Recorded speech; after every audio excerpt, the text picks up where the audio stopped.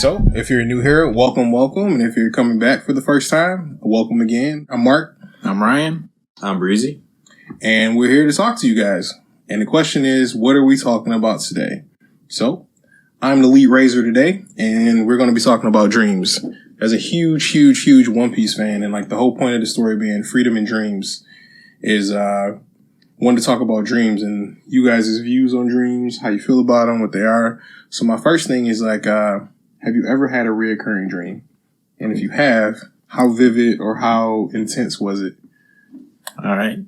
So the reoccurring dream I had was from the movie Jurassic Park, where there's this part where they're driving in a Jeep during the night away from a T-Rex or something. And there's one guy in the back who's saying, "Go faster, go faster." My reoccurring dream from, I guess, the first time I saw that movie, I was that guy in the back, staring down the T-Rex. I was going, "Go faster, go faster." And I had that dream like for several years in a row. But eventually it just stopped. Stopped having that recurring dream somewhere around before I started high school. Jeez. I don't know if I ever had one based off of a movie before. Random. I don't know why that. I wasn't really affected by the movie. It just that dream kept happening. Yeah, that's a weirdly specific, random ass part of the movie as well, too. Like, it's not. Yeah. I mean, I had all the dinosaurs and shit happening, like the fact that like the just being in the car saying faster. Yep. All right, Breeze, you. Mine isn't that interesting. For me, it's it must have been psychological. So as a kid, I always had this dream where we watched the Olympics when I was younger, and I always remember the gymnasts spinning on the beam. And for my dream, it was that, but I couldn't get off. I could never get off. That sounds horrifying. It was horrifying. It would happen, I would get this dream maybe once a week at the time. Once a week? Once a week. And it wasn't all, it was like maybe 3 weeks in a row I got the dream. And then years later, it came back. So I had the dream again. And it's the type of thing where like I had daydreams about it. And if I ever like on bus rides or something like that, or long car rides, and if I have it during the whatever thing I was riding in, even airplane rides. I think whenever I rode an airplane, I had this dream. I would have to, if I'm experiencing this as a daydream, I would have to move my head to the rotation. Exactly. And once I stopped, I could actually get off. But I had to do a certain amount of rotation before. So did you like speed up? Did you speed up your rotations like with it, or did you just keep like a steady pace? It was a steady pace. Yeah, it was a steady pace, and eventually I could do that and then stop it. Yeah, but in the dream itself, it was just a nightmare. It was endless until I woke up. Yeah. I'm just imagining the person sitting next to you and they just see this kid just doing. Yeah. And it's like, hey stewardess. Can I check my seat? I don't want to get away from Damien over here. It's pretty bad. Child right here. It's pretty bad. I was aware enough to where like I did it subtly. Like it got to a point where I could just do it with my eyes, and so it wouldn't look too weird. But yeah, it didn't last past like whenever the last time I had like a flight. That was the last time. That's so. Yeah. That's so weird. Yeah. I think that may be the scariest dream I've ever heard. Yeah. No, I got another one that's pretty scary. It's not a reoccurring one, but yeah. So mine's is actually mine's is interesting because don't know. I have an 8-month-old daughter, and I don't know if I manifested her or if I was told to. I'm gonna get into it. Mm-hmm. So, the recurring dream I always had this dream. I'm sitting on the couch, watching TV, just chilling. Door opens. I never see the woman's face. It's just a woman with long, dark hair. Mm. A little girl runs in, takes her backpack off, throws it on the floor. She comes up next to me, sits on the couch with me, like wraps up in my arms, and we watch TV together. Mm. And then like it skips forward in time. Then like the woman says like dinner's ready, and we get up and we go to dinner, and that's it. And like I had that dream when I was like 17, 18 for the first time, and I was like terrified because I was just like, I got somebody pregnant. Because I was just like, that's my whole thing. So I'm like, I just dreamed I had a little girl. I was like, I for sure got somebody pregnant. So then I had the dream again, and I was probably like maybe like 22, 23. And like then I was having it like once a month, once every couple months or whatever, and it would just be there, and it was super, super vivid, like creepily vivid. Like I can touch, feel, smell the air, like everything. But it was weird. Like I never saw the little girl's face, I never saw the woman's face. And I've always wanted to have a little girl first, so I don't know psychologically if I manifested wanting to have a little girl, or if this dream implanted in me that I wanted a little girl first. And so that's just kind of been like this little weird thing, and I've just been thinking about lately. Have you ever heard the story of Plagueis the Wise? But no, other than that, you told me this story before Emma was even born. Yeah. Everything you just said in vivid detail, I remember everything you just said years and years ago. And it was just weird. So like when leading up to her pregnancy, I was like gung ho to be a girl. And everyone told me everyone was like, nah, it's gonna be a boy, at least you have a boy. And I was like, nah, I want a girl first. And everyone's like, why? And I'm like, well, me being a man, boys are dumb. And they're real dumb when they're little. But I'm like, girls tend to be a little bit smarter, and they tend to be a little bit more smarter about the bad shit that they do. And I was just like, I don't really want to deal with it. So I'm like, it's probably better to have a girl. And I was like, I might be biting myself in the ass about that in like 15 years, but we'll see when we get there. So you didn't tell anybody what you were having before we didn't know, Emma, because you all didn't know. Yeah. My brother, before any of us knew, said Mark is going to be a great girl dad. That's what my brother said. Yep. Right up there. Yeah. Oh yeah, that was actually my first Father's Day. So she got that for me. She got me that, and then I got this one with a E on it, and then I got a mother chain that got me. Yeah. For those of you who can't see, it's a book called Girl Dad. Yeah, we've been trying to find. I take it to heart. Like this is the first job I've had that I actually want to do all the time, and it's actually enjoyable and it's fun. Yeah. It's interesting, like going from being,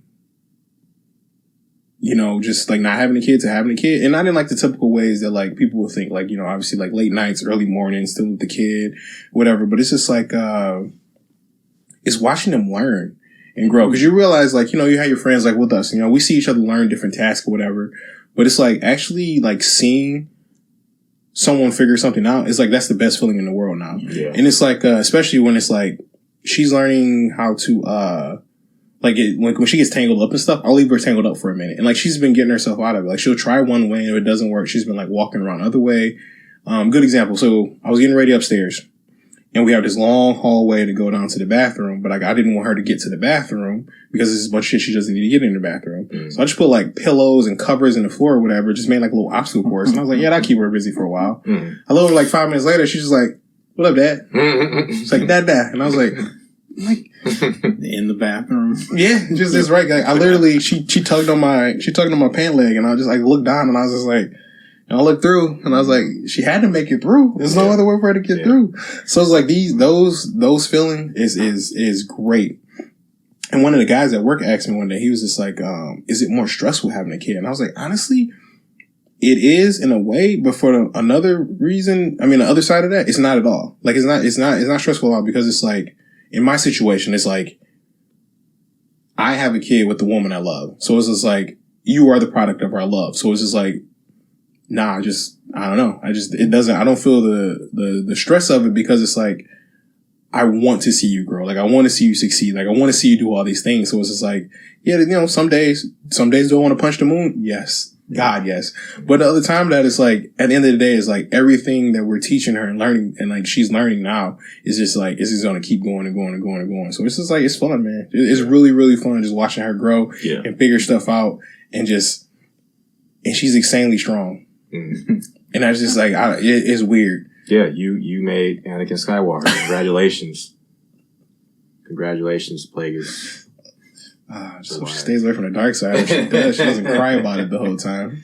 Use Force Hockey Key to create new life. Congratulations. Yeah, man. It's good. It's cool, man. And it's interesting to the funnest thing is like figuring out her traits, like what traits she has from like the both of us. Mm-hmm. And I realized one she got from me is like when she sees somebody for the first time, or like she meets or she sees something new, she'll like look at it, just stare at it from like a bunch of different angles and try to figure it out, what's going on, how it works or whatever. Mm-hmm. And then like and then as she sees it more, she starts to interact with it more. Like people, items, whatever. Like the more she sees it, the more she interacts with it. Mm-hmm. So it's just like she's very cautious. She's very cautious, but also very reckless too. Like because if it's something she knows what it is, caution is just out of there. Mm-hmm. Both of y'all. Yeah, I noticed earlier today. She looked at Breezy, was like, "Hi, hi, hi." She looked at Dad. She's like, "Oh, give me." And then she looked at me and was like. And then she looked back at you, and then you look at her like, what's up with that guy? Who you? She's like, oh. Like, oh. No, the smiling and laughter just stopped. When she saw me, I felt self-conscious. Actually, yeah. No, she had to warm up to me. I had to warm her up in the room in there. Yeah, you did talk to her earlier. Yeah, when I was in there, she was just staring at me, too. Just Yeah, it doesn't help that like me and So both have resting bitch face, so she got like an amplified version of it. Mm. Hey, that's fair. Hey, you need to tell me what you about right away. Either way, I need to understand you first before we become cool. How it should be. How it should be. Yeah, she and she's very interested in new things, which is something that like she's interested enough to be like look at them and see like what you guys like, just like you guys are just talking about. But she's also cautious enough to be like, yeah, all right, you know. And I love that because it's like for her being a girl that I'm like good, yeah, you know, that's good. That's a good start. And then I told herself I'm putting her in jiu-jitsu as quick as I possibly can. Oh, that's gonna be cool. You might have a little Ronda Rousey on your hands. She's like, why? And I'm like, one is like the easy, not I won't say easiest martial art to learn, but it's a martial art built for like various different body types, and it works well with like a little girl can learn it and actually have a combative chance against like a grown man if something was to go sideways. So I'm like, yeah, whatever. That's fun to do. Good call. Yeah, that's a good call. Is she gonna be? You think she's gonna be one of the types who like tries a bunch of stuff? Honestly, that's kind of something that we go. I've actually talked to a lot of parents about that and asked them like, what do you do? Because it's like the thing is. You want them to try a bunch of things. You want them to try, but you don't want them to try too much because you still want them to have an interest. But then you also don't want to push them too hard into one thing. Because I talked to this one guy, and like he was a basketball player. Like that's what he did. He hooped his whole life, and like that's what he loved. And he said when his son was younger, he's just like pretty much beat it into him. Like he needs to play basketball, he needs to play basketball. But he's like he wasn't athletic, you know, and he didn't really like basketball. And like now he doesn't. He doesn't like basketball even more because of that. He's like, you know, that's one of my biggest regrets because he was like, if I would have backed off a little bit, we could have possibly like revisited later. He could have got into it, or you know, it would have been like door open. But he's like, I pretty much closed the door by myself before he even got an opportunity to say he liked it or disliked it because I forced it down his throat. Yeah. But on the opposite of that, like I have regrets that I never did sports in high school because I think I would have been good at it. Because I just didn't want to. I just didn't want to do it. So I just wish I did have that push younger. Even younger than high school, I would say, even like middle school. I wish I did get like a little push in a direction to do more stuff like that. So I think you should encourage certain things, but not force it. Yeah. So we kind of said like, you know, anything she's interested in, we'll give it a shot. And we, you know, our requirement is just going to be like.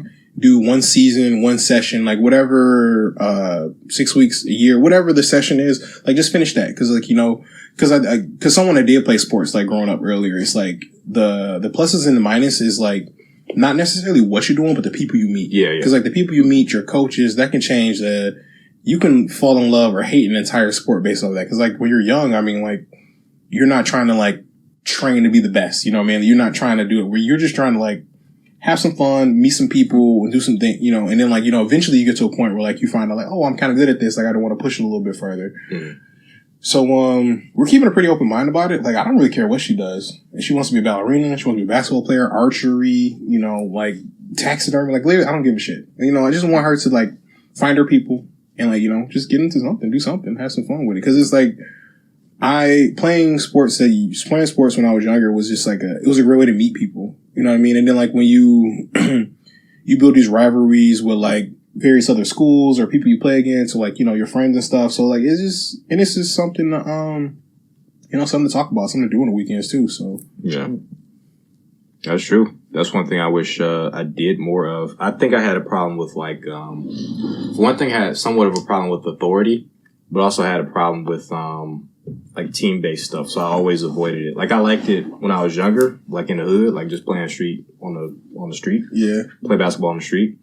But like when it came to school stuff, I didn't like the idea of like having to be, you know, I guess I didn't like the responsibility of it. Like you had to be somewhere at a certain time, do a certain thing. I wanted to just do things my way. Like, you know, it's different playing sports in the hood because you just go outside and find some kids, y'all just do it. But, you know, when it's like school stuff, it's like, oh, you gotta do this after school. You gotta do this before school. You gotta do this on the weekends.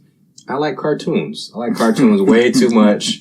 I like video games way too much. So it was like, nah, I'm gonna play basketball when I want to. Mario down the street. And, you know, just keep it like that.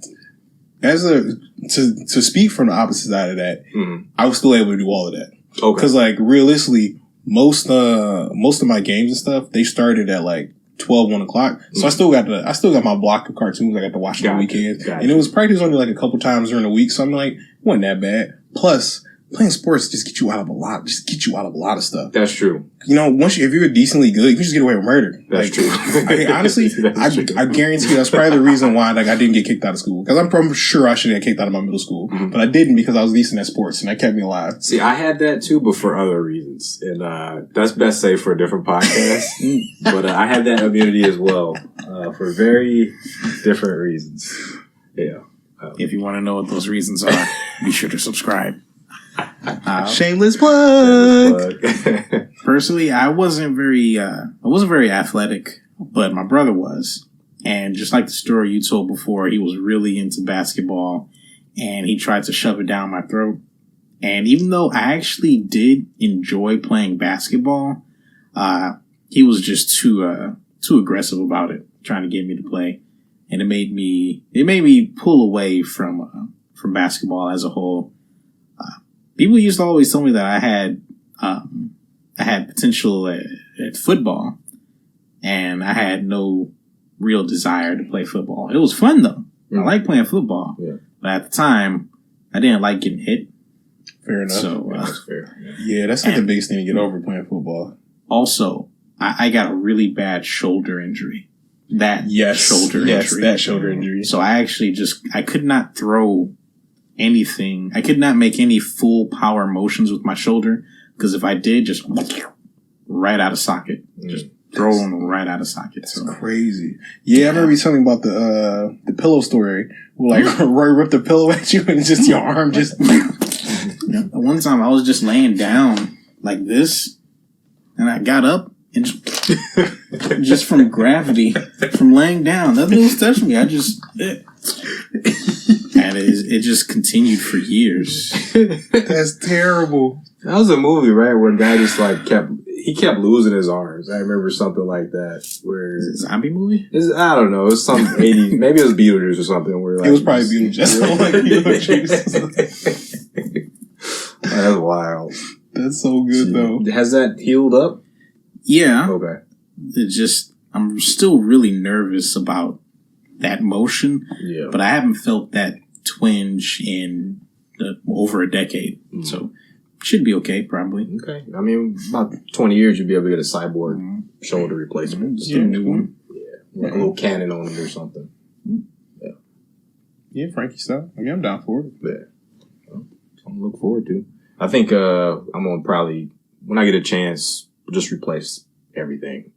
Because everything just kind of hurts nowadays. Yeah, I mean, we're at the age where, like, everything just starting to go. I will tell you this, though. Like, having a kid is a nice workout. You know what I'm saying? Like, I get, like, 18-pound dumbbell essentially I'm carrying around. You know, I get some reps in, throw away, get some run around, get some cardio, chasing her. Get low, get your knees. Yeah, I definitely I am way more flexible these last 8 months than I've been in decades. For the simple fact that, like, yeah, because I'm 6 foot and she's 2 feet tall. Yeah. So like I'm building over 3.5 feet, 4 feet just to pick her up. Capture this kid. What you doing, kid? Yeah, that keeps you young. Kids keep you young. That's one thing old people told me that I never really understood till recently. Yeah, and toys are kids' toys are more fun than And I remember. Oh, another weird thing: dog toys and kid toys very similar. They both get confused, and that's always hilarious too. Yeah. Because they just light up bright colors. They make noise. Mm-hmm. So like. A lot of saliva on everything. So we leading up to like before Emma was born, we had we had a bunch of toys and stuff. We had the baby shower and everything, so we had stuff in the room, and we leave the door open because we wanted Piper to get acclimated to like just the stuff being in there and blah blah blah blah blah. But she would just debo's toys sometimes. We just go in there and we like because Sophie was like, particular because like everything had to be in this place like when she was starting out putting everything together, and like she was like, "Where's this toy at?" And we just go on the couch and Piper just sit there. Nom, nom, nom, nom. And I'm like, Pipe, that's not yours. Like, we got like 40 other toys over here. But then flip the script. Like 2 weeks ago, Piper has this like long, like green rolly pin. Like, it's like a rolling pin. I remember like, holes in it. Yeah. I come around the corner one day in the kitchen and I just got Emma just has it in her hand just waving it around. And I'm just like, you know what? I can't even manage it. Because like, I really can't tell. You can't really tell the difference between the two toys. Yeah, no, it's tough. It's tough. But it's like, and then Piper's looking at it like, how the hell am I supposed to know the difference? Like, she can play with that, but I can't play with this. And I'm like, Pipe, I'm sorry. I don't know what you want me to do. Like, I just... Can't do nothing about that. Yeah. Yeah. And that was an interesting thing in itself, too, because everyone's talking like, oh, you got a dog? Like, I don't know how the dog's going to work with the baby, blah, blah, blah, blah. But I was like... They go hand in hand. Like, what? It was a bunch of people. It was a lot of...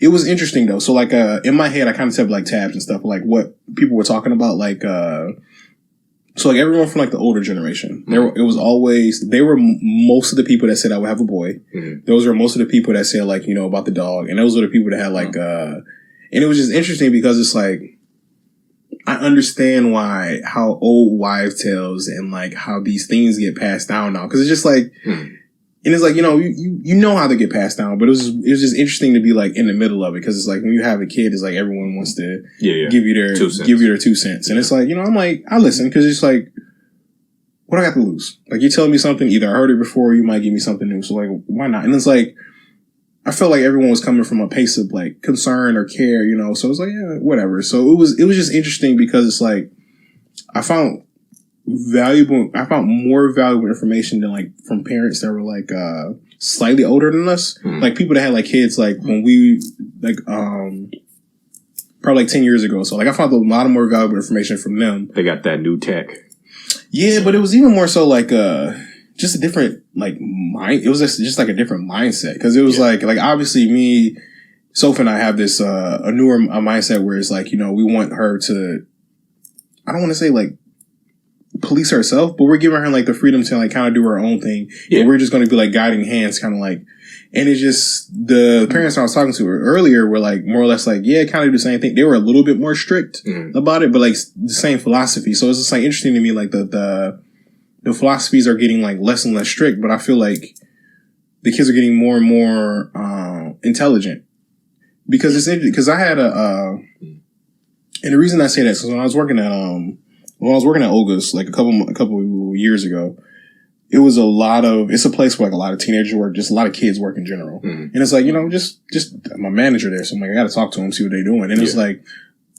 The things that they were saying were conversations that we didn't have until we were like 25. Exactly. And it's crazy to me because it's like, you hear all these things about like, you're supposed to be, not supposed to be, but like, kids are dumb. Like these new generation of kids are dumb. These new generation of kids are dumb. And it's just like, nah. And like thinking about it, it's like, yeah, of course, like when we were kids, we did dumb shit too, but I don't even think we were dumb kids.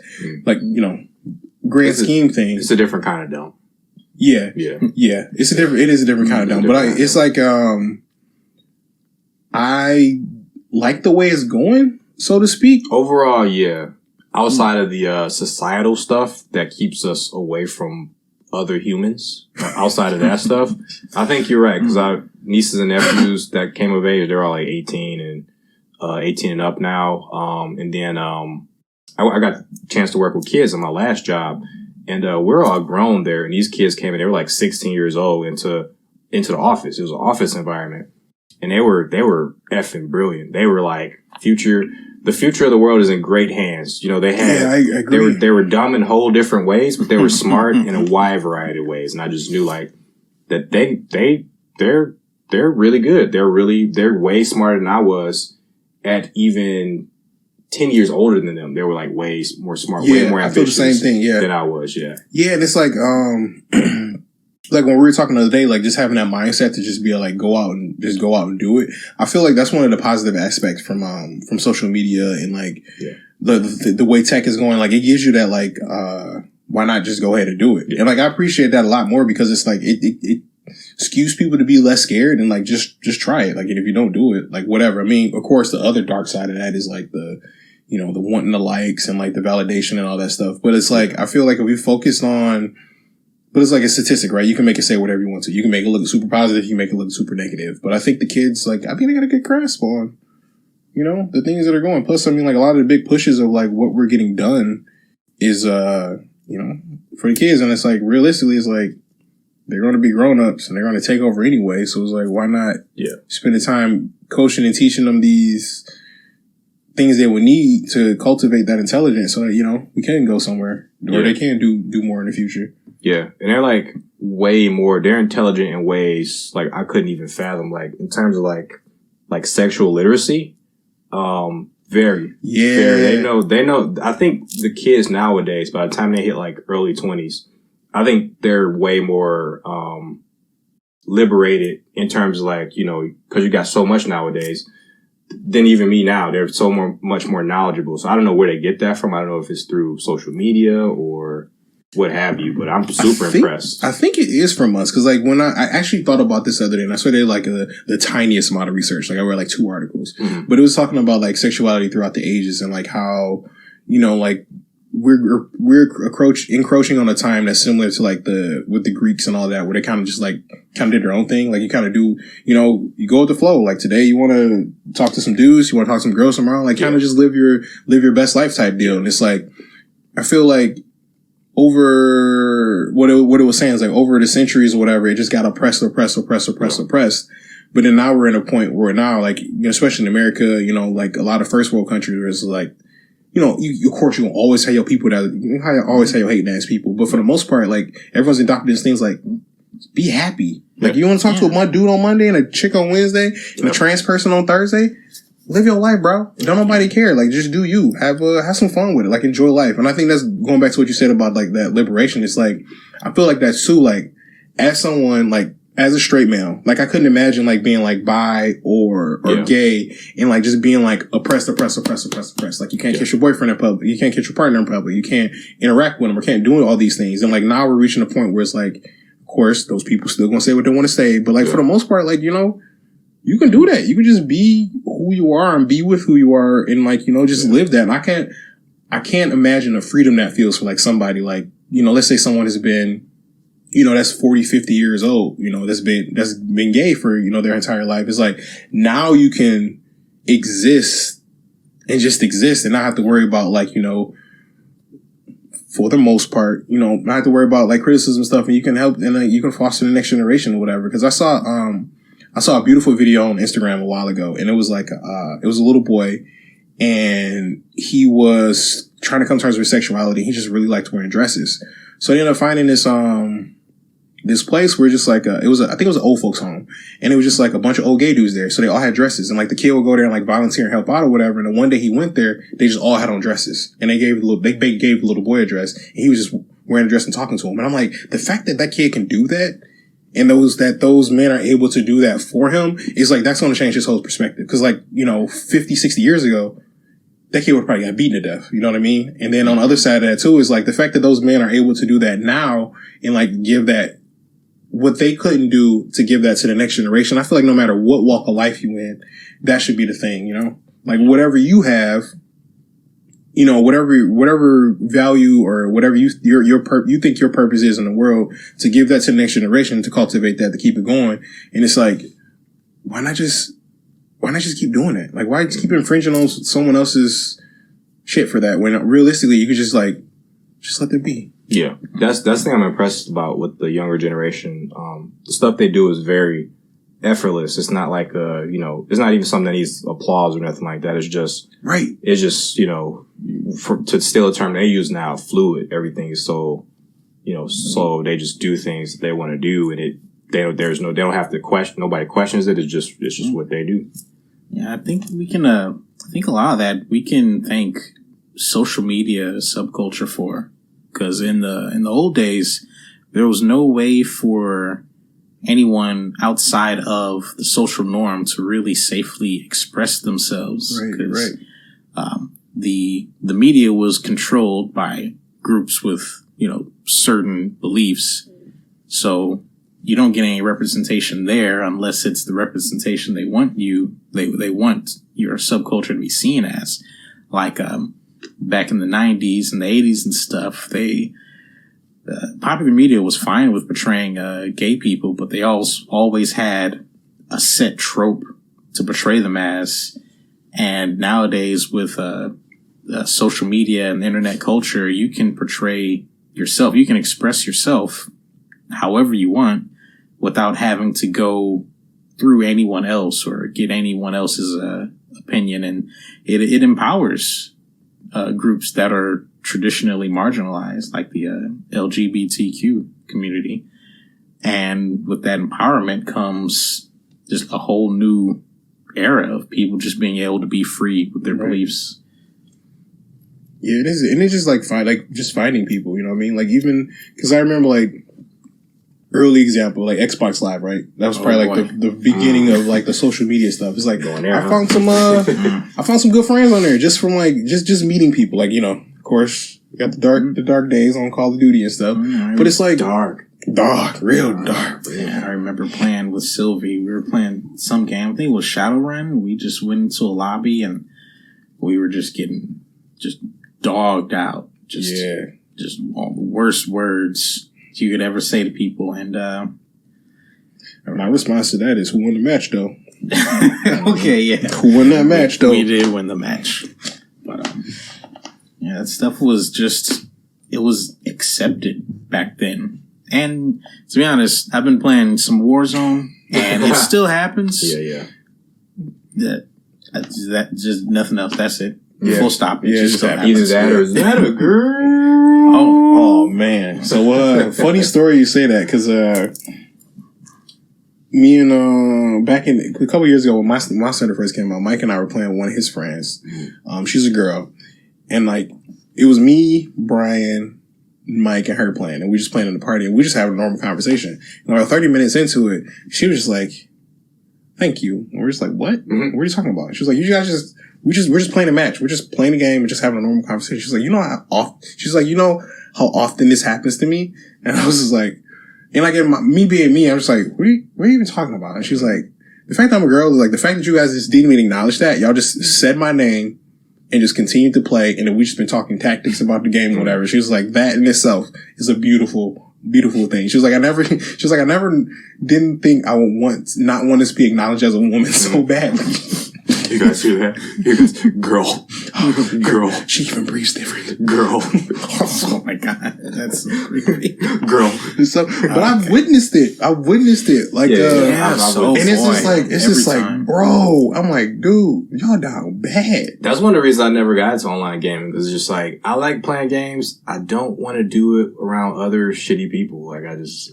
Yeah, it's real hard playing with randos. I probably found maybe 10 randos in my entire gaming career that are actually being cool people, and you would never find those people ever again. I did too, but it was on silent. It was on mute, and they duped me weapons in Borderlands that I traded to you. That corrupted your game. Yeah. Oh, so they gave you STD. They did, so they were shitty too. But those STDs, you willingly walked into it though. So I mean, you know what I mean? Oh man, yeah, they were. Is that one of those words? Dang, should have thought of that before I said it. True. Anyway. Snip. All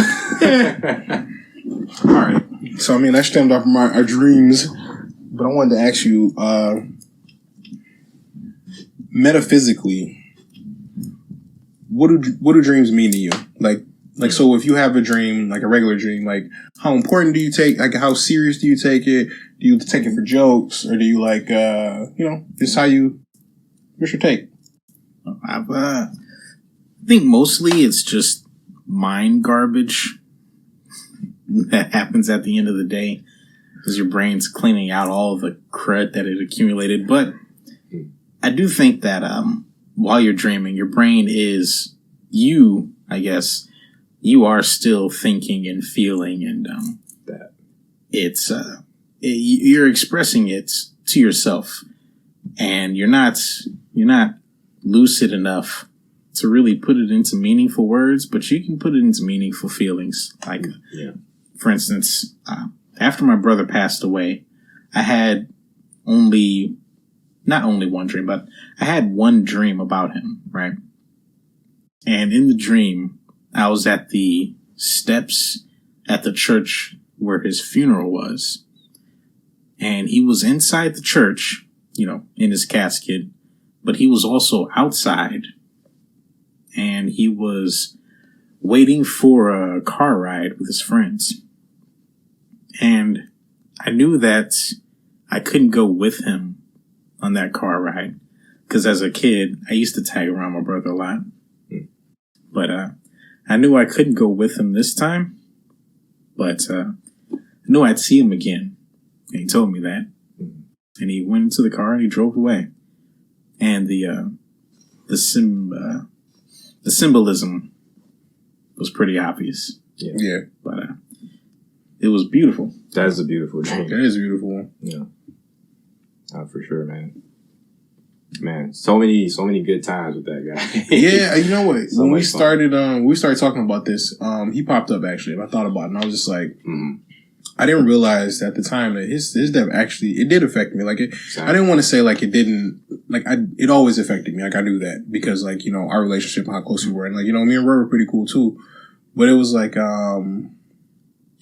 I didn't realize how hard it hit me until I was thinking about it the other day. And it's just like me, I always craved a brother, and I craved a big brother, like specifically. Like that's just something like I always wanted. And it's like me and you guys, like obviously they gave me that brother void was kind of, it was filled. It was filled. But Roy had this chaotic energy, that big brother energy, and it was just like I guess playing a game. And he was just that boss you knew you were never going to beat. You can always do better every time you fought against him, but you can never beat him. And it's like, I didn't realize how much I actually appreciated that feeling of having someone like that until like the other day when I was thinking about it. Cause like I missed them and I was just like, I don't know. I just couldn't put it into terms. Cause I was like, I didn't know Roy for like a long period of time. Right.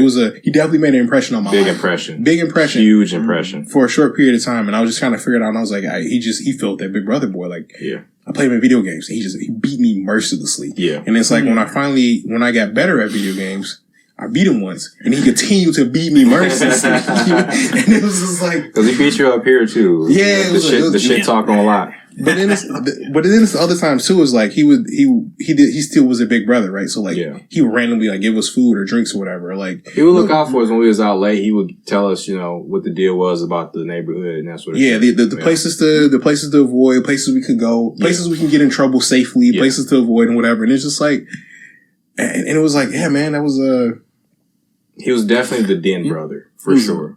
Kind-hearted bully. Yeah. That's exactly what the fuck. He will beat you to almost your breaking point. Yeah. I had brothers. With me, my older siblings, there was always a wall of separation because they were my closest one before Aunt was always 8 years older than me. So the rest of them, the oldest, 14 years older than me. So I always kind of looked up to them as like legendary. They were always like the coolest motherfuckers ever. So when I met Roy, it was the same sort of thing. Like, he just was this legendary figure, like, just like Mark. Like, I didn't know him for long. But very quickly, in my mind, built up this huge... Yeah, he can break the ice. Yeah, I think the first thing he said was something rude as heck. Like, he said, who the fuck are you? Oh, why the fuck are you here? Yeah, something like that. We were at your dad's house and we were all playing Street Fighter. I'm sure the first thing he would do was compare you to whatever celebrity you he probably did compare me to Pharrell. Yeah. Pharrell, Carlton. I mean, straight up names for everybody. Starts off, he doesn't even try to make a good impression. Not at all. It's because I remember one of the times he called me by my actual name, and I was like, I don't even think I responded because it was just like, what? Yeah. Did you? Huh? Yeah, congrats. Did you make never, a mistake? I was never caught by my name. He may have never known. He probably didn't know.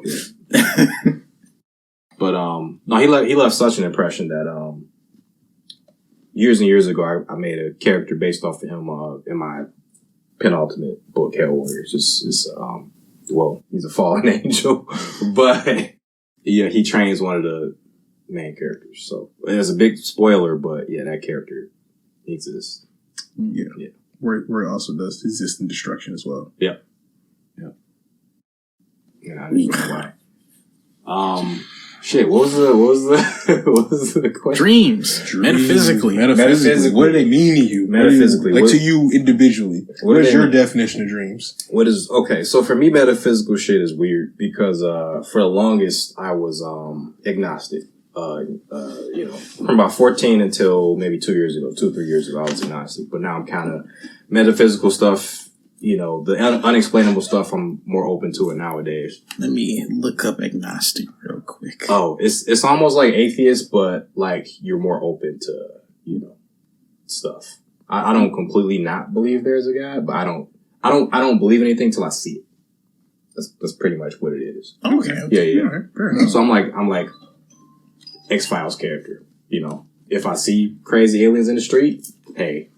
I feel that because I'm in the belief that I don't necessarily believe in like the Bible God, but I believe that something put us here. Something's there. Something put us here. Like we exist for a reason type deal. Blah blah blah. Like all that down that type of road. Yeah, I think there's something there that science just hasn't been able to explain yet. I think there's a lot of something there that science hasn't been able to explain that I don't think, even with the answers we've been given so far, I don't think any of that's adequate to really explain it.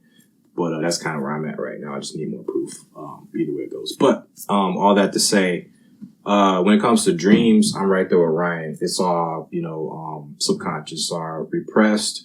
It's almost like a computer. Like you have so many tabs running that your mind is still dealing with stuff in the background that you aren't, if you Control Alt Delete, you can kind of see some of the stuff that's going on, all these tasks that you aren't, but I think your dreams are your way of kind of managing all that. And eventually you'll get a garbled, weird imagery based on all that regret and hurt, depression, happiness, all that stuff you felt throughout the day.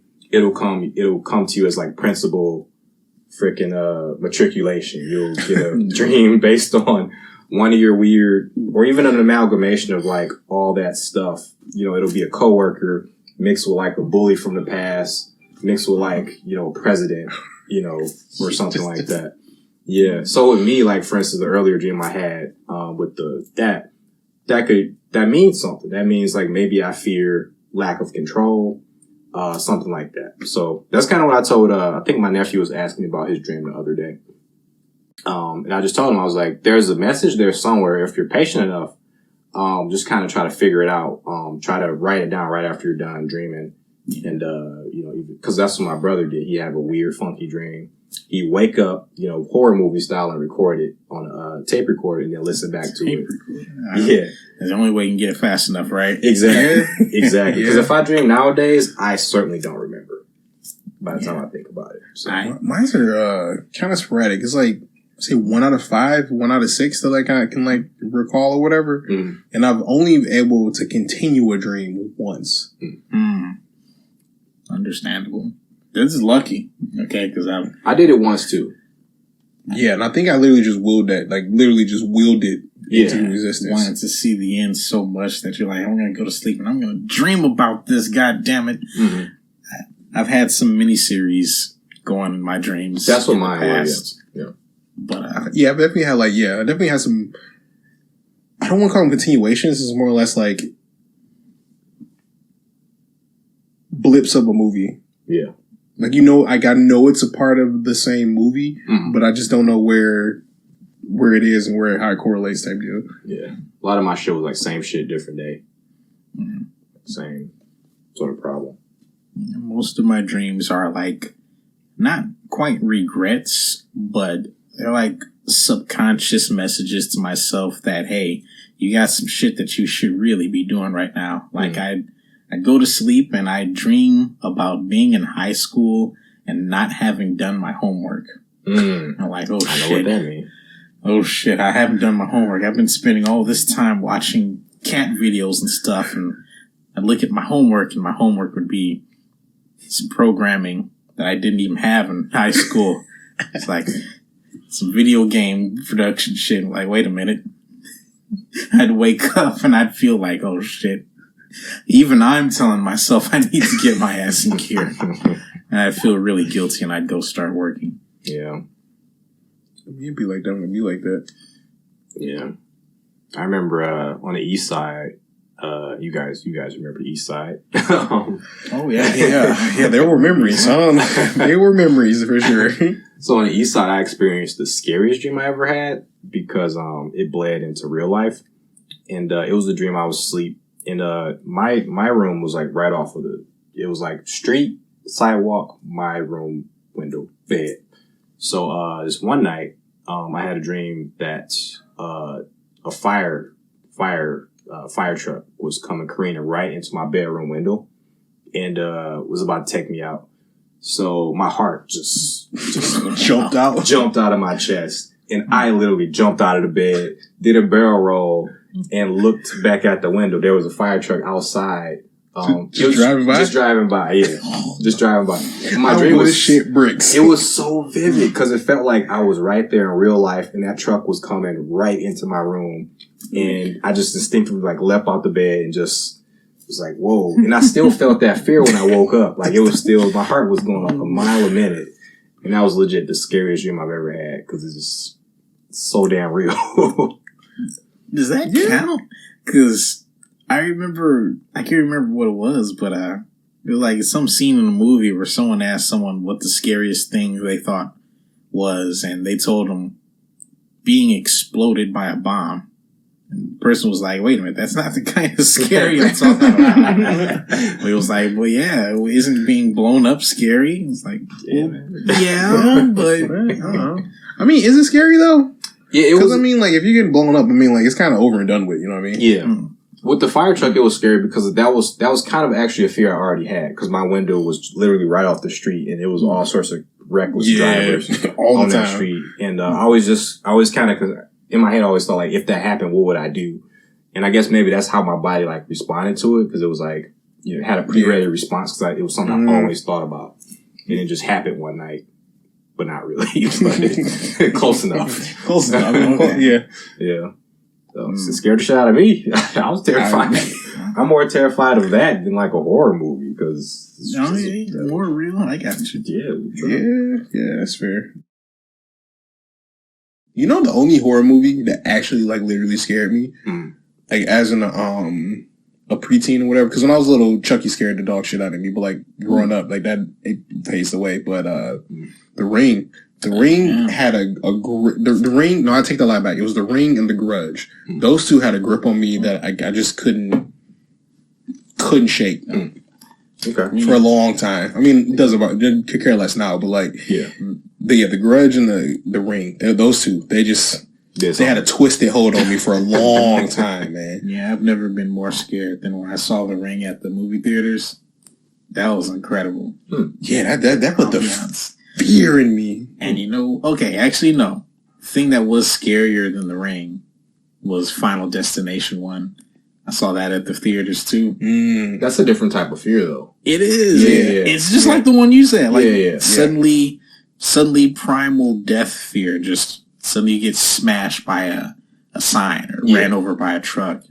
That's what I mean. Like it's a fear that in that moment, not a big deal, but with the rest of your whole life, you will never drive behind a truck with logs ever. I still don't. I still move away from as quick as I can. Anything with like loose, just binded by cables. Generational trauma. Yeah. No, I won't do it. Not at all. Everyone I know who saw that movie, even my mom, when we're behind a big truck with logs, and I start going, pile up, pile up, pile up. Oh no. She laughs, and everyone knows. Everyone who knows.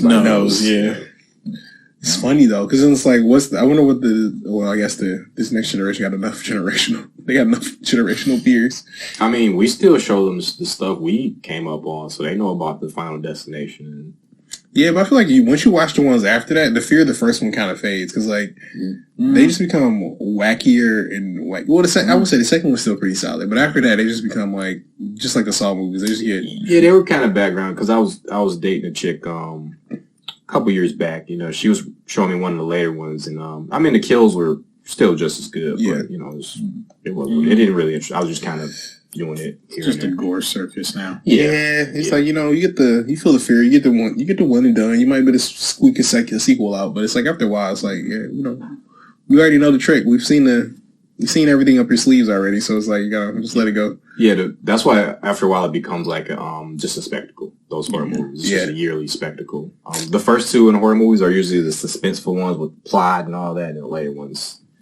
Yeah, that's why I usually stay away from him. My boy Justin, though, he's like super, super big in the horror movie. That's like his thing. So he's always giving me like random ones to watch. Yeah. And I guess Black Phone that came out like a couple months ago. It's like one of the newer ones. He said that one was really, really good. I got back into him like around 2016, 2017. Because before that, I didn't want to watch like Saw or anything like that. Yeah. But did you watch Cabin in the Woods?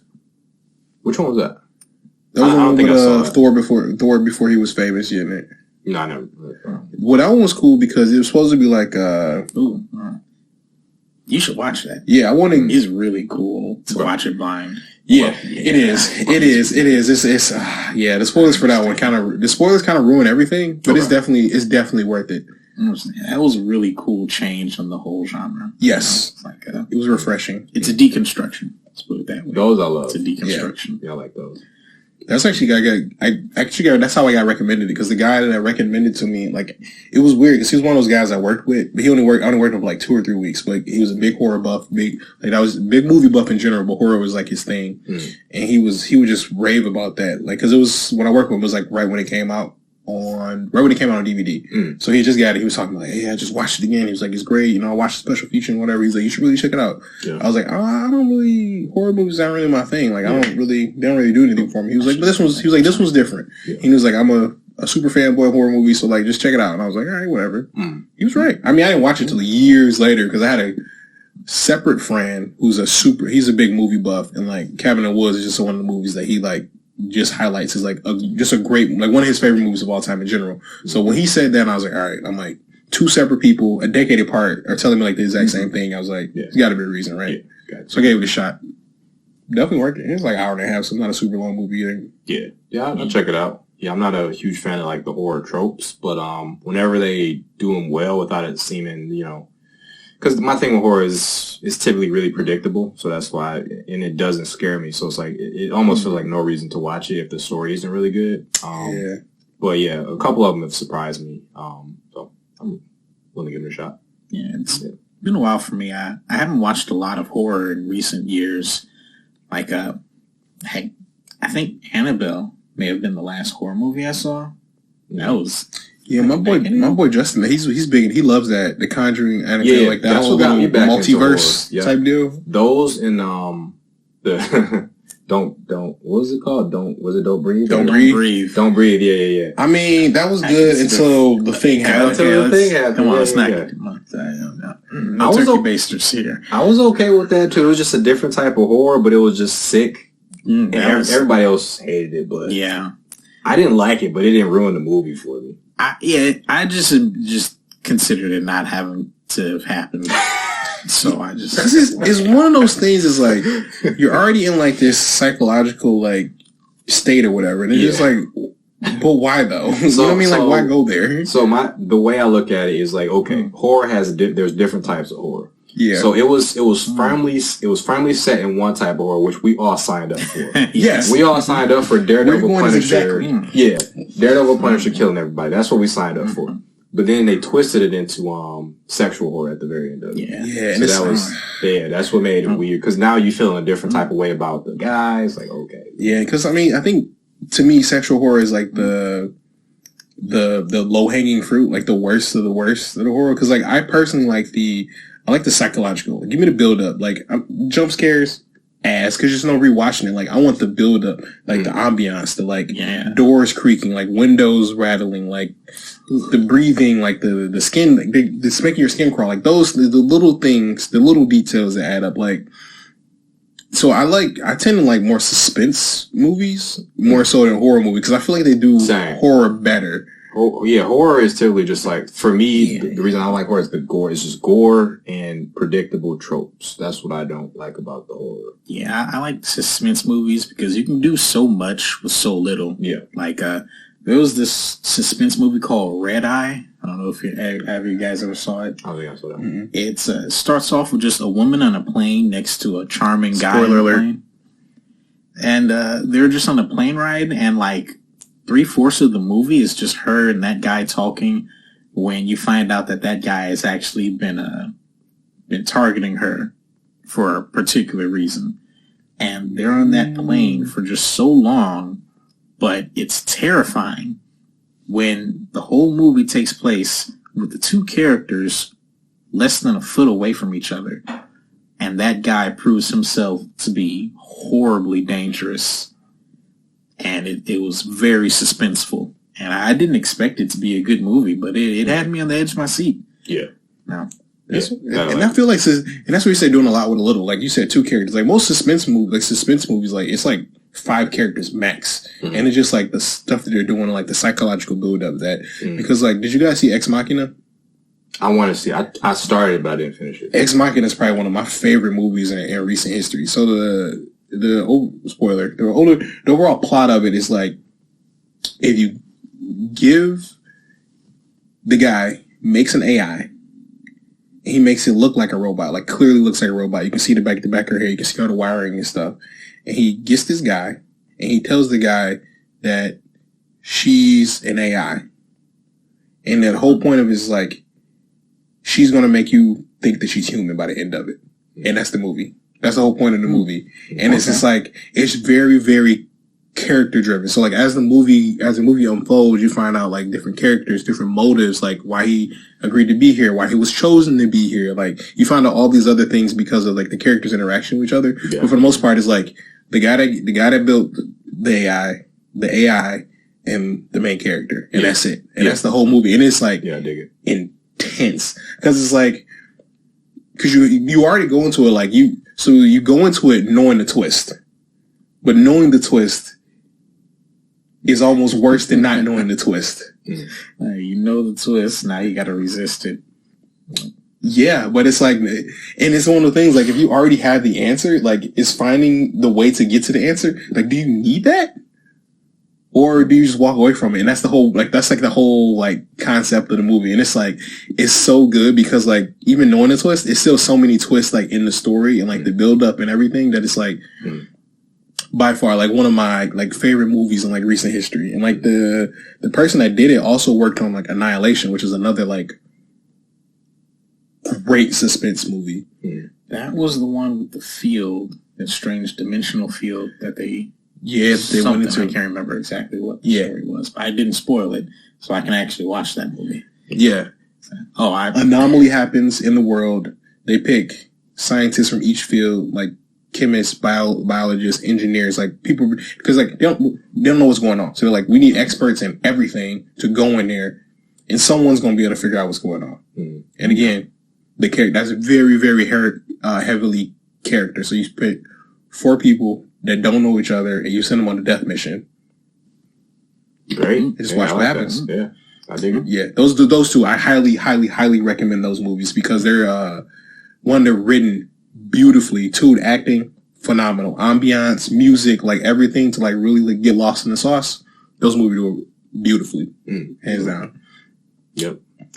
Suspense better than horror. I think that's what I mean. Like, I like that tension, that build up. Because it's like, I saw you. Yeah, you cut that guy in half. Yeah, that's cool. Whatever. I mean, so I'm so desensitized to it now. Yeah, it's like that's why like the psychological build up. Because it's like you can play on so many things with that, especially with the way how CG is and like what we can do with that now too. It's like too good. Because that's where the fear actually is. Not in the like the killing itself. It's like in the the reasons, the motivations, all that sort of stuff. That's the good stuff. Yeah, that's the good stuff. That's the stuff I want.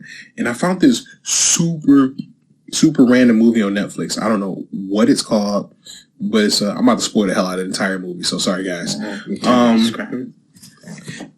No, Nope. I'm about to spoil all of it. So the whole point is like this chick, right? So you see this chick is at the beginning of the movie, and she's in front of this house, and the house is burning down. And like that's all you get for a chunk of the movie. So like she has this dream, this recurring dream. And like as the movie goes on, you see more and more of like how the fire started, who did it, what happened afterward, blah blah blah blah. And after that, the woman goes into like this mental facility, and it's a mental facility for all women, and it's like 6 or 7 women in there, and like they just it goes like a normal, it's like the day to day in the psych ward. They talk to each other, they eat together, and like you unravel like what's going on, and you start to find like a darker history, like what's going on in the thing. And the coolest part is the twist, and I'm gonna tell you, because I can't remember the name of the movie anyway, so I can't tell you to watch it. But the fact is, like, you find out that, like, you're in her head the entire time. And, like, the psych ward, she's in the psych ward from burning down that house. And they're trying to help her because she's schizophrenia and multiple personality disorder. And so, like, it's cool to, like, while you're watching the movie, because as you meet these different women and find out different traits, it's like, something's connecting them. And, like, girl A and girl B have something similar, then girl B and girl D will have something, but then girl C and girl A will have something kind of like, why the hell do all these women have something common? But you're like, whatever, they're all in the psych ward, they probably went here for like one way or another.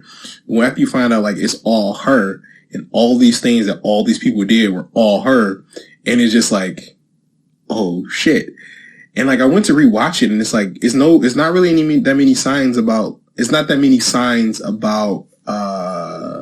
rewatching it. It's not like some movies where you can rewatch it and like figure out the trick. It's done really well. So like you just wouldn't know the trick until you know the trick. And it was really interesting. And I tried to find a movie again and I can never find it. So I just doubt it's on Netflix again, but I don't know the name. Might knows the name, let me know. I would like to watch it again. It was a good movie. If you guys want a really good horror, I was thinking about this as y'all were talking about suspense versus horror. Watch Sweet Home. It's episodic. It's about I think it's about 8 or 9 episodes, and it's there's a lot of killing in it, a lot of gore, but it's all meaningful. Like it all hits hard because you get emotionally invested in each of the characters that gets killed off. So when it comes to good horror, you really have to make. I think that's the distinction. Like what I don't like about horror is characters I don't care about getting sliced and diced. Yeah. But with this show, it's like even characters you don't like, you get invested in them, and when they meet their end, it's like, oh shit. Okay, I can definitely dig that. Yeah, and it's Korean made, and that stuff is made. Well, we already know Korean movies are just flames, like all across the board. They're usually just flames. That's made different for sure. With the miniseries, they're able to give each character enough screen time to actually make their deaths meaningful. Yeah, that's something that movies can only do for like 2 or 3 people at a time. Yeah. Anything more, and it's just another horror movie. Just another scary movie. Yeah, you're just slicing down victims till you get to the final girl. You know what? Honestly, I think that's just a Western problem. Because when you look at like anime and manga, you can introduce a character and do a lot in a very, very short amount of time. Versus like I feel like Western how we do things here.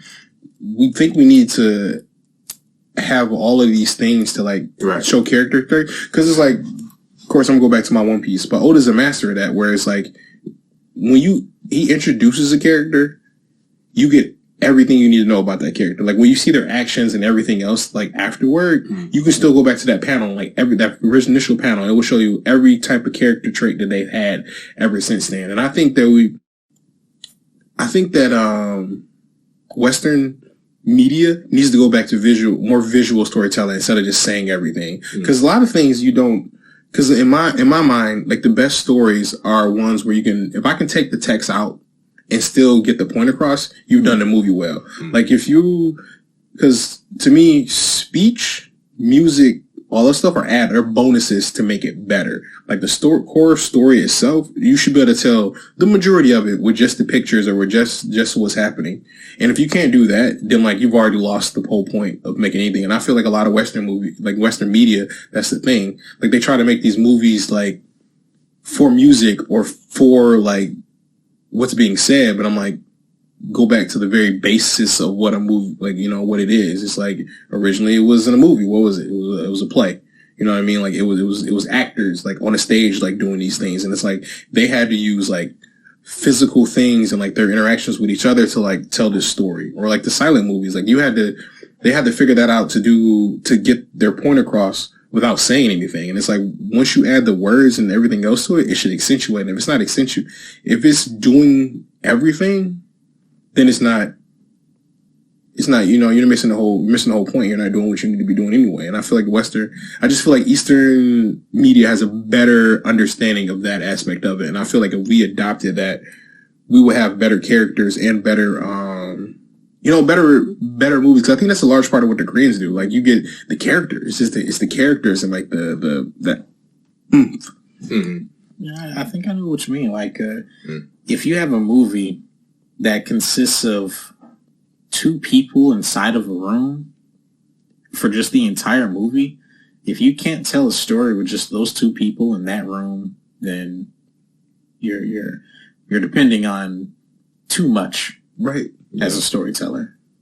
Yeah, I think the problem with that is comes down to mostly the derivativeness of like the modern day West. I think it's more of a less of an East-West thing, more of a age thing. Because when you go back and look at even stuff from like the 80s, like, Ghostbusters or something like that, totally different feel from like the stuff they make nowadays.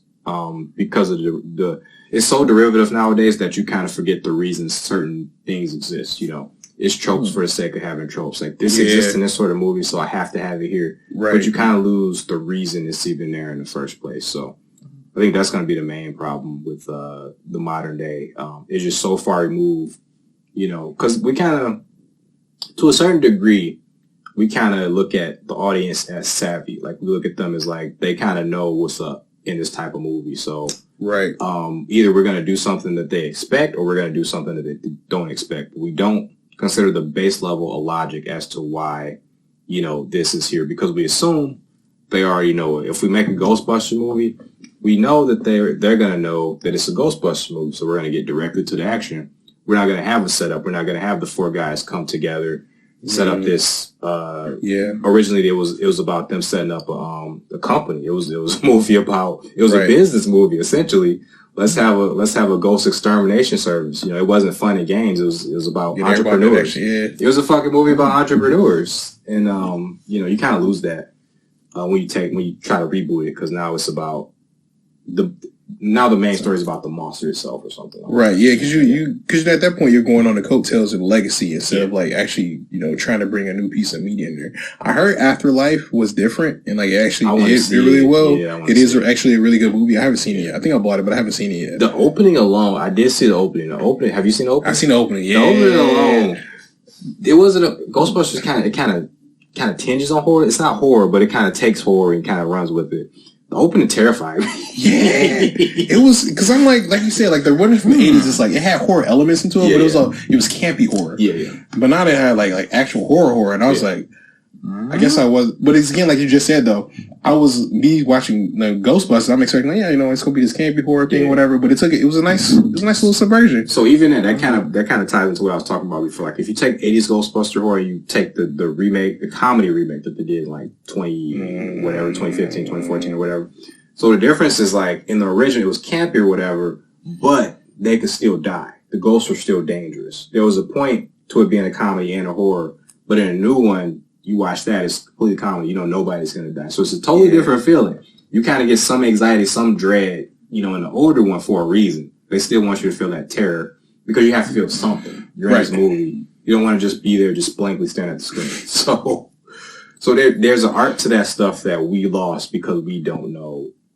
It's like ancient technology. It's like, Well, I feel you lose that in the remake though, because if you make something original, like you're making everything from the ground up. Like you're making a character. What's their backstory? You're making a city. Is it a city that already exists, like New York, or is it like Salt City? You know what I mean? Like, is it something that's completely new? Like you got to recreate that. But when you're when you're doing a remake, it's like you said, you're assuming that like people know things and like whatever. So like you can it gives you like almost more creative freedom because you can kind of like do whatever because like certain things are already established. But at the same time, I feel like a lot of people just use it as a way to be lazy because it's like I don't have to build all these things and I can just assume that everyone already knows certain things. So I can just kind of like do stuff and see what happens with that stuff. And you lose the reason that it existed in the first place, like like RoboCop. RoboCop was a whole different movie in the 80s. It was I think the new one kind of tried to use some of those things, but the old one just nailed everything it was going for in the most over the top way. For RoboCop specifically, I think they tried to make the RoboCop in the 80s. They had a lot of things from the 80s that were important in the movie that helped push the movie forward. And I think they tried to switch those 80s things to like the 2014. They tried to switch the 80 things to 2014 things, but it's like when they switched that, they didn't switch the other half of the things to like match up with that. So you still have all this 80s stuff with this early 2000 stuff where it's like the original one was like 80s stuff and 80s stuff, and it's like it just meshed so well. And it's like you can't change half the movie without adjusting bits from the other part. Yeah. The original RoboCop was kind of like a take on capitalism, it was like a capitalistic farce. Like they were really going in on capitalism. I buy that for $1. Corporations taking over the police force. It was a big time critique on capitalism. That movie, in a fun way that you didn't understand. It was a critique on capitalism. Yeah. So the new one tried that, but not quite as fun or as well as the original. No, I didn't hate it, but the original one is definitely it's a whole different beast. Yeah, you're right. Whole different beast. The old one had a story to tell, had a critique to give, but the new one was a sort of police drama, tragedy with Alex Ryan. Is that his name? Alex Murphy. Murphy Murphy. Getting killed and being forced back into the force after death. I think though, I did like RoboCop himself. I know why. Yeah, that was cool. I did like RoboCop himself. Yeah. He was pretty cool. He did all the cool things coolly. So the actor or like the actual RoboCop? I don't even actually know who played the actor. Joe Kinnaman, who he did Flag in Suicide Squad. Okay. Boring. Just soldier guy. Yeah, just soldier looks guy. Like soldier guy. Well, yeah, why did you like RoboCop? I think I know. I can't explain it.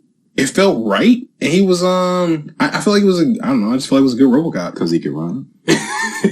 He had knees. He had knees. He did have knees. Right.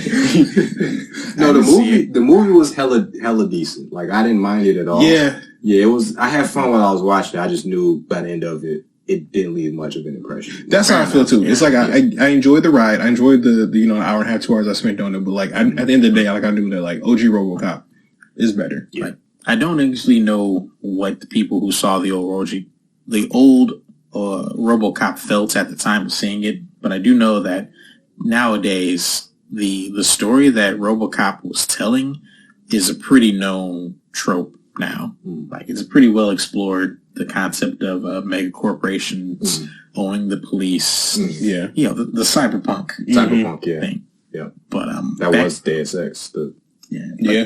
Back then, it may have been pretty novel, which is why it got such an awesome legacy and spawned all those sequels, all those great sequels. We'll talk about wonderful sequels. One of those sequels. A sequel. Yeah. It was a sequel. Samurai Ninja Cyborg sequels. That claymation in 3, that made me want to uninstall my eyes when I was like, I don't know, like 12, whatever that movie came out. I was like, yeah, it was rough. It was rough. I mean, I guess I saw it when I was like 12, but terrible. Yeah. I knew back then the samurai things were terrible, but RoboCop with a jetpack and a flamethrower, I was on board for that. Yeah, I mean, fair enough. Fair enough. I mean, you got to get the upgrades, you got to tear up. Yeah. On the subject of remakes that were actually good, I enjoyed the Judge Dredd remake. That was fire. I didn't watch it all the way through. I need to do that. Fire. It was Arkham Asylum. Yeah.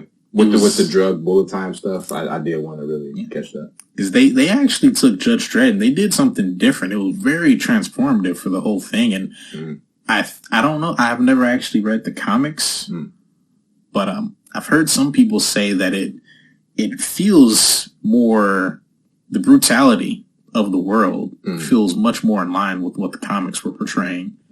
And they did something very different with the Judge Dredd remake. The actual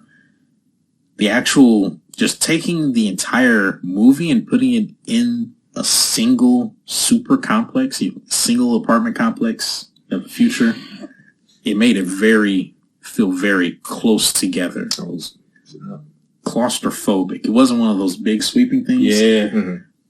And I like stories that can be contained to a single place. Mm-hmm. Like I agree. Dead Rising taking place inside of just one mall made that mall very important. Mm-hmm. Judge Dredd taking place inside of one huge apartment building made the destruction actually mean something when that apartment building started. I was just about to say down. the destruction, and anytime he took a hit or took a bullet or something, you're just like, shit. Oh, yeah. It's like he's got to patch that up like immediately It because he's got to get to the top. Yeah. And like, that was one of my favorite parts is like he got injuries through the movie. He had to like adjust his fighting style or like what he was doing to like compensate for like fear and hunger.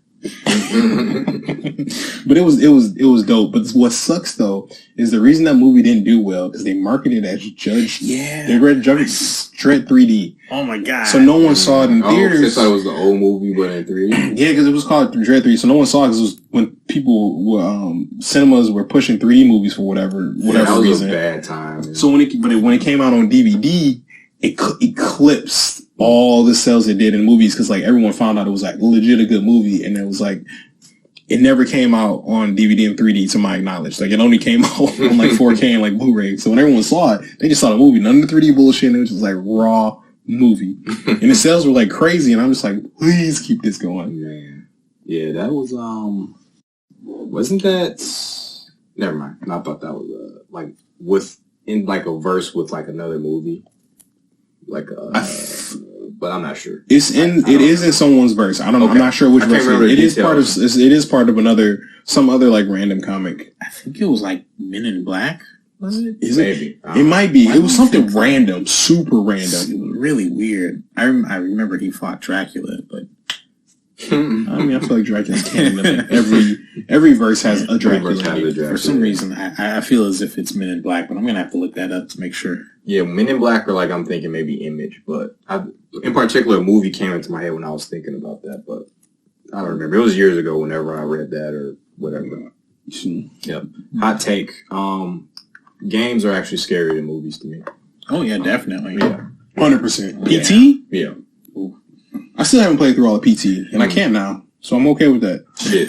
For me, any Resident Evil, like from a kid till now, I play. Just the fear always grips me in some way, shape, or form. Fun fact: you guys gave me to play RE4. That was my first horror game. Yeah, I never played a horror game before that. Actually, you guys introduced me a lot of. I didn't play a horror game, RPG, or fighting game. Dope. I think you guys might have got me into RPGs, maybe. Well, I played Pokemon before. Yes, that is like but not JRPGs. Like I guess Pokemon. I don't know. I think I'll have to give monster collecting games its own sub niche. Yeah, I think so. I think so too. I think so. Yeah, you got me into Western RPGs because I didn't do Skyrim or Elder Scrolls until. That was random for me too. Was it Mass Effect? Was that the? For me, it was Oblivion. Okay, and I remember during that year, Oblivion was like that year's Elden Ring. It was winning all the awards. It was everywhere. Yeah. 10 out of 10, 9.8. Nothing like that game at the time. And I was a little different. Sure. One day I was just up at GameStop randomly, and I see Oblivion used here, and I'm like, this game really all it's cracked up to be. I don't believe it. I'm gonna buy this little $9.99 game. It probably ain't gonna be shit. And I get it. 2 million hours later. Man, that was an arc. I remember that song. Ruined my life. We watched you play a lot of that game. It was never the same game. Like every time we played it, because you'll always be like, you get to a point like, this character is dumb. Yeah. I'm gonna start a new character. It's like, over. It's like, Ryan, we've been watching you play this character for like an hour. He's like, yeah, I hate this character. Like, I'm bored. I blew everybody up. Well, that was the worst ones when like you would like start the game, get God tier in like 2 hours, and it's just like, I'm too powerful. The game's not fun anymore. I need to be weaker. We're just like, just don't use the spell. He's like, I know it's there, so it doesn't matter. I have the spell. I have to use it. Custom spells. Because I remember the one day when you're just like, I remember coming over, you're like, Mark, I did it. I did it. And I was like, what? He's like, I made this spell. And like, you showed me like all the stuff he can do, and it just kept scrolling. And I was just like, what is this? He's like, it does this and this and this and this and this and this. And I was just like, and this and this and this and this. So it was like 2 minutes of you just listing off shit that the spell can do. And then I was like, and then you turned around me, you had this sad face, and I was just like, what? And you're just like, no one can survive it. So I don't even know the effects that go over the time. It's like they don't even do anything because everyone thought everything's already dead. I remember I had to make 10 magica boosting spells to use it. Those were custom spells too. So I just I called it the 8 gates because I was such a Naruto meme at the time. I remember that. Yeah, 8 gates and the Wrath of the Raging Demon. I remember that. That was a good time. And the world exploded. And I got bored. Many times. About 100 different times. So here's an interesting question. What broke the straw? What straw broke the camel's back? When did you stop? In Oblivion? Yeah. You mean like just playing or stop grinding in Oblivion? Are they separate? I'm not sure anymore. I guess I just wanted to break the game in every way that I could with every discipline they gave you, except for swords because those are boring. So I'd make a super master Chuck Norris character and I'd beat up God and then I'd get bored. So I'd make a super archer and I assassinate God and then I'd get bored. So Yeah. Okay. Fair enough. I saw you do all of them. Yeah. At some point. Yeah. It was always a good time. Facts. Oblivion's still greater than Skyrim. Fair enough. Yep. That's nice. Yep. I'm not going to say hot take because I agree with that wholeheartedly. Yeah. You can still play Oblivion to this day. I don't know if Ryan can still do it, but the rest of us normal humans, we could still play it to this day. And I know I can find a lot of enjoyment. I can still get lost because there's so much I haven't done. But I would just, if I played it now, I would just do the same shit I always do. Yeah, I always see. That's it. I always. Every time I started, I play the game differently for like 3 hours, 3 or 4 hours. Yeah, just change it up a little. Just change it up, and I start, and then like unconsciously, I just go right back down the rabbit hole. Conjuration, armor, Iron Man. Yeah, I think they could fix that by just limiting the things that you can master, just like KOTOR did. Oh, yeah. Where you have 20 levels and that's it. At the end of that 20th level, you can't learn any more skills. So you actually need to make sure that you don't make the final fight unwinnable like I did by jack of all trades and everything. I don't mind a jack of all trades strategy. I still haven't beaten that game, Which one? KOTOR 1. Oh, really? Because you made the fuck. I made a jack of all trades character and I just could not beat that guy. No. Well, I didn't play it. That battle system made me want to punch monkeys. Hated that battle system. It's like a super, super, super slow version of Final Fantasy 12. Yeah. Also, another game that can go in the trash can. I fucking love it. I fucking love hitting that X button just to get them to. Yeah, I love it. They just dressed it up differently. They just straight up told me it was a turn-based RPG. I'm like, yeah. I mean, you guys lied to me. There was lies. Yeah, I think I had that reaction initially when I was on a ship because the ship is a whole thing when you first start. But you get over it real quick. No, I was 12 or KOTOR.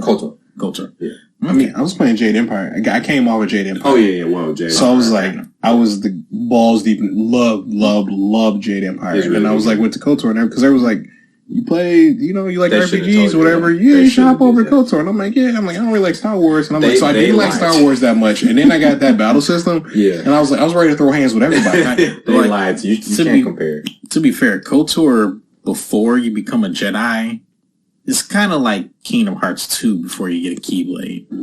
I wouldn't go that hard on it because you can do everything except for shit. Like you can, I mean, it's basic as fuck. It's just like a JRPG before you get like a ton of special the battle skills. system. Yeah. But to be fair though, Kingdom Hearts 2, if I wouldn't have been a fan of Kingdom Hearts, I would have never got through Kingdom Hearts 2. I couldn't be just coming in Kingdom Hearts 2 raw. like not having good anything before that, would have never made it through that first part. Yeah. I was pissed, man. You know, I was in school at the time, and you only had so much time between your days of school in real life, and I was like, I gotta get through. I want to play, man. I can't be doing this tutorial shit. Get me through this. And I couldn't get through it in the day, and I had to go to school, go to sleep. I had to wait a whole day to get back home to start playing Kingdom Hearts 2 again. I hadn't gotten out of that town yet. I was real mad. Boring. I was grinding for money. Yep. Sorry, for Mooney. I was real mad 'cause I didn't know you all were going to do it on proud mode. So I got out of that whole black hole of darkness, got to the game. Bullied you back into I think I got to Mulan, and you guys didn't. I heard we did a conference call at the time, and I heard you guys doing it. I was like, oh, you gonna play it on easy over there? Oh, okay, Breeze. You would be over there playing it on normal mode like a normal dude, while we over here playing it on real man's difficulty. That wasn't even the problem. The problem was having to start over and do all that Roxas bullshit over again. Oh, man. I kind of grinded at that part, too, because I did, like, all the job stuff. You're a better man than me. I would have told y'all. I would like, fuck y'all. I'm not doing that shit again. I blazed through it the second time to catch up to y'all. Like, I wasn't trying to do all that stuff again. You know, I've never replayed Kingdom Hearts 2 because of that. I've never went back to it because in my mind, I was going to make a save file. After. For that part. Yeah. And just get back to it. I've never replayed it because of that. I just didn't want to do it again. I think I would enjoy it now. I think I've never replayed it either. I replayed Kingdom Hearts 1 all the damn time, but I never replayed Kingdom Hearts 2. I just played the shit out of 2 when I did it. I did so much in 2 that I never wanted to until relatively recently. I think that's what it was, though. Because, I mean, like, I put like 200 hours into it. So, like, I definitely put enough time into it. So, like, I didn't... Plus, I don't think you need to replay Kingdom Hearts until you forget, like, what happened. You know what I mean? Like, it's not a game you need to go back and, like, do it. Yeah. I want to replay it for, like... I'm going to say for a story, but I don't really care about the story. But I kind of care about the first 3 games. 1, Chain of Memories, and 2. So I kind of want to recontextualize the story because there is some interesting stuff that I didn't understand at the time. I don't think you understand it now, to be honest. Nah. 3 especially, and everything after 2 especially. But 1, Chain of Memories, and 2, I just want to... If you play any other side-off game, I recommend Birth by Sleep. It's the only other one. That is the only one besides like Chain of Memories that's actually worth anything. Is that the one with the Jedi stuff with the 3 characters? Mm-hmm. Okay, it's with them. And the cool thing is too because you get 3 unique fighting styles. So you get like your big boy attacks with Terra. You get like the magic base with Aqua, and then like Vanitas you get like the auto quick strike. So you have like, and they have like different styles and stuff they use. So it took the battle system of Kingdom Hearts 2 and pushed it and made it better. Mm-hmm. And then everything after that is just like the story. Completely ignore the story because it's absolutely chaos. I never really cared, but now I really don't care about it. Yeah, that's right. Like I cared from 1 Chain of Memories and 2, and everything after when 2 happened, and that was just whatever happened in 2. And then after that, I just something in my brain when I heard darkness as yeah. When I heard that as proper noun, it was like, nah, don't take this seriously. Well, even in my child brain, I was like, nah. When Ansem became multiple people, that's when I tapped out. Because I'm like, anytime somebody becomes multiple people, like any form of media, I don't. First time I thought it was cool. I thought him being based off of a real person, and then I liked the darkness regular guy nobody thing. I did like that at first. Then it got out of hand when everybody got to do it. But when he was like the special guy or the organization, they just had nobodies. I kind of wondered in my head, like, who are the darkness versions of them? I thought it was kind of cool then, but now I just find it excessive as hell. Yeah, it's some teams. It went the whole Naruto Bleach route where you get so many characters and you make so many characters and you can't do stuff with all of them. Yeah. So it's like that's why I'm like just make less characters. They make less characters that are more interesting instead of more characters that are less interesting and they just look like generic anime characters. Nah, man, that's an artist-run studio. He started off as a concept artist. Now he's the head of the whole thing. He was drawing zippers. Now this is his story. His story is a zipper. This is open and closed and everything. In their defense, in Chain of Memories, they did what we were talking about with suspense very well. Very well. Yeah. The writing is so good. That game is fantastic. I got to play that as an adult for first time a couple years ago. Pretty incredible. It's so good, the writing, yeah. Just very few people, very intense interactions. And that was the story. That was the story of Kingdom Hearts and the Chain of Memories. I mean, the first thing you do, you start off like, I know who I am. I just don't know where I am or what's going on. So like you start off in a good place, like far as to start a story, that they wanted to start. That is a very good place to start because you see familiar people, but it's like as the character, you don't know who they are. You don't know what they had, but it's like you're like, oh, I know you. We went over here together. We did all this stuff together. And like watching Sora, remember this stuff, whatever. That was peak. It hooked me really, really good because normally I don't care about amnesia and stories or anything like that. But it was a moment in the game, and I had already noticed the writing was real good, but it got to this point where Sora realized, like, okay,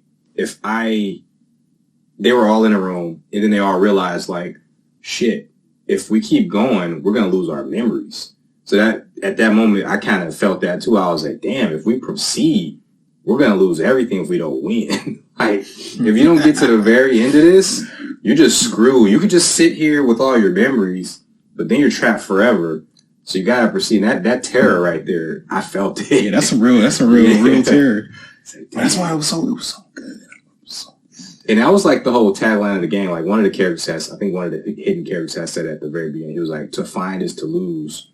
And like everything kind of like hit me at the same time. I was like, oh shit, to find is to lose. Like, yeah, he's right. Because you find what you're looking for, you're going to lose everything. You got what you wanted, but you lost what you had. Yeah. Getting stuff with Nominee at the end, what she wanted and all that stuff. It was like, it was wild, man. It was good. It was good though. Like, so by that.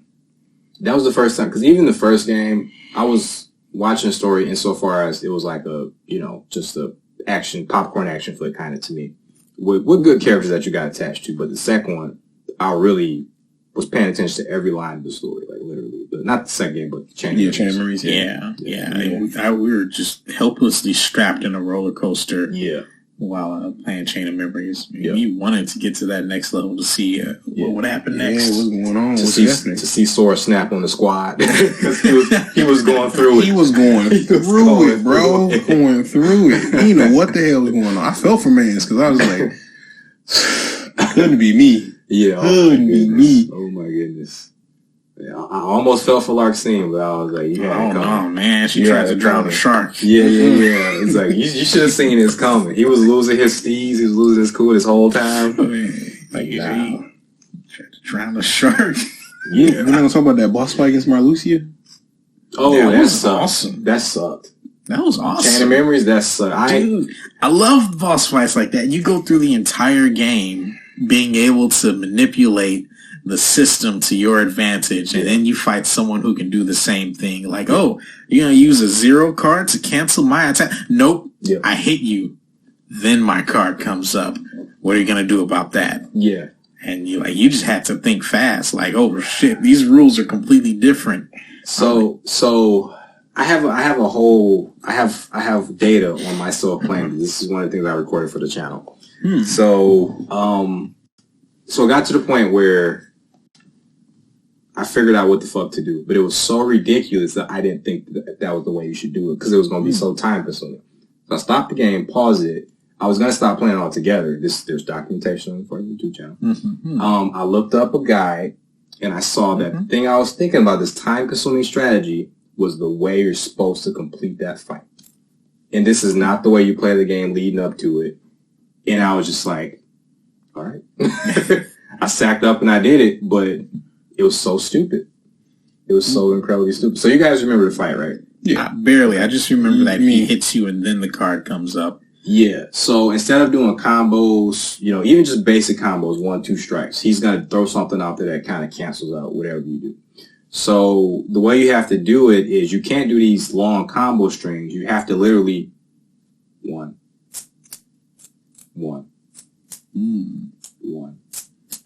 Then he does the stupid stuff. He goes to the other side. He flies. Then you do your combo, and then he pushes you off of his body spaceship. And then when he gets to the ground again, 1. Just jump, shoot. 1. Jump and shoot. Yeah. And you repeat the whole thing. So if you have this badass strategy coming into it, you're going to run out of cards trying to use combos or anything like that. You literally have to go back to the beginning and play like you've never played this game ever. All right. Well, when I was complimenting Marluxia fight, I was just talking about the first one where you just fight him with the scythe. Okay, I got you. Yeah, that was the final boss fight. The final boss. Yeah, I hated that fight too. Trash. That's why I said that shit's terrible. Trash. Oh, terrible. I barely remember that one. I just remember that he was sitting it was like a Dr. Wily boss fight. Yeah. And I don't remember anything else about it. So that either means that I cheesed him using Cloud and Omni Slash. You can't. No? Just because you're eventually around out of cards, he has so much health. Oh, I think with that, you have to refill. Elixir or whatever. Yeah. I think in that fight, that was the fight where I found out that Cross Slash and Braver, just the one Cloud and the 2 Cloud cards, actually end up doing a chunk of damage compared to Omni Slash. Mm. Oh, because he does the flying all around and you miss the hits. Yeah. So, but otherwise, I don't even remember the fight, so it must have been pretty trash. It was pretty bad, and it glitched out for me too, because he has these petals. You have to kill all the petals before you get to like the next phase. At a certain part, I couldn't even hit the petals, and I was just running out of cards. It was like, great. Great. Yeah, I do. I definitely, I don't remember the fight, but I definitely remember like winning the fight with like 3 cards left. Like barely doing it. And I was like, when's the win? Yeah. That game had some very fun but frustrated fights where characters were given so many advantages over you. It did movement advantages.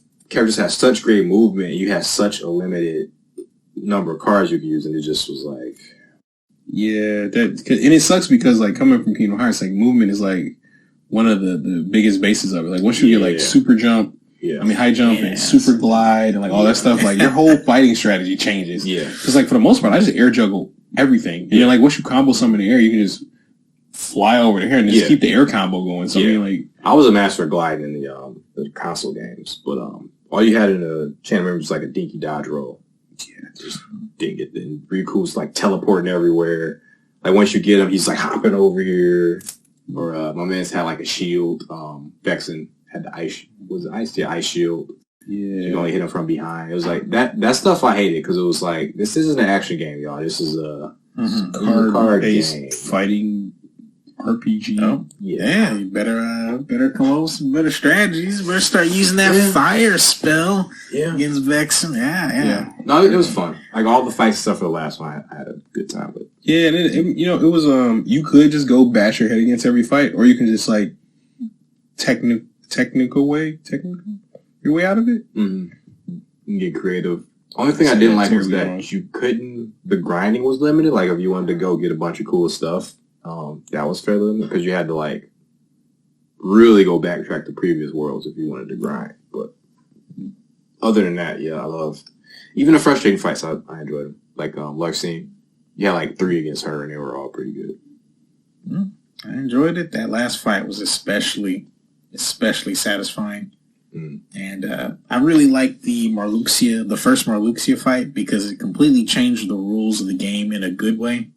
Where you'd probably spent the entire game with your 0-cost cards just completely nullifying enemies. And now you fight someone where that just completely doesn't work. He hits you, and then his card comes up to say that he was going to hit you a second ago. Yeah. And that's pretty good. It was pretty good. You had to really learn very quickly, how should I beat this guy who is just faster than me? Like a damn anime character who can just do the samurai swoosh slash on me. Yeah. Him and Hook really like. You remember the Hook fight? I don't remember Captain Hook fight. Captain Hook had zeros. Oh, so those were the fights that really kind of changed up how you approach the game because you run in there. Was he the first boss with zeros? I think so. I want to say he's like the first boss with like zeros. And because you said Captain Hook. A memory, nothing popped up in my head, but like my ears perked up. Like I don't know what it is, but my body remembers the fight. It was a very awkward fight, and there was a lot of retries on that one on my part. Him and Hades and not Vexen, Larxene, Marluxia. Larxene and Marluxia had like one of the Riku fights. One of the last. Was it the last one? The last Riku fight. Yeah, when he was just a Dragon Ball character. He was just here, there, everywhere. Yeah. But I mean, I said like that fight in Hollow Bastion too, though. When you fight him, it's just like the first time I saw him, murked because I was like, bro, how can you do all this? We started at the same time. I got this little roll, and you over here dash canceling, like super jumping and shit. I'm just like, bruh. Yeah, the super suit. Too bad. Yeah, super suit. One's playing Super Turbo, someone else is playing CVS. I mean, it'd be like that, man. It's terrible, though. But I mean, I guess it just be like that sometimes. But it was interesting though that like, because essentially it was all a dream. Yeah, it was all a dream. Yeah, he came back later, right? In the Kingdom Hearts Riku. I think he came back later. Kingdom Hearts Chain of Memories Riku. The shell. I think they reused him. Yeah, he had 3. I'm not. I think he absorbed the shell to become. Because I think it was something he had to like overcome his darkness, and like that was his physical. That was the physical manifestation of his darkness, and he absorbed them. Okay. I think I haven't played the Riku side yet, so I wanted to do that soon for the channel, but I haven't been able to yet. Yeah, it was pretty good.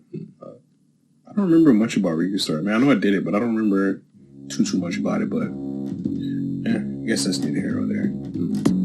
All right, well, I guess that's going to wrap up the first or the second episode of the podcast? All right, and then Mark, I'll see you later. May all your pillows be cold, and may all your beds be warm. Hope you guys have horrible dreams. Good night.